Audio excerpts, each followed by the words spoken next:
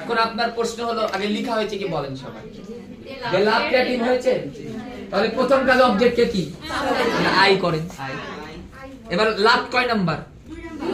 এই যে দেখেন 2 এর সাথে কি বসে? আই এর সাথে ওয়াজ।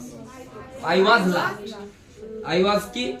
এবার একটা কথা মাথায় রাখবেন, ভার্বের সাথে যদি কোনো প্রেপজিশন থাকে, প্রেপজিশনটা ভার্বের সাথেই বসে যায়, তাহলে কি হবে? অ্যাট। তো এগুলা স্বতন্ত্র, যেমন প্রেজেন্টের সাথে প্রেজেন্ট অক্সিলিয়ারি।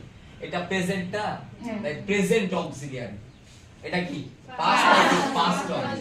আর এর মধ্যে মডাল রয়েছে। কি রয়েছে? Modal. Can, could, shall, should, will, would, may, might. ঠিক আছে? আরেকটা মডাল আছে, একটু দেখবেন আপনারা।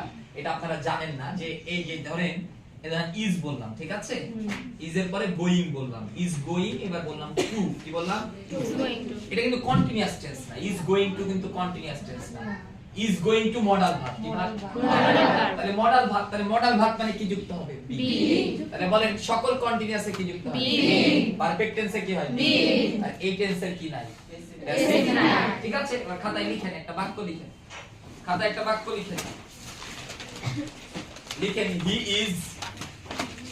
ইজ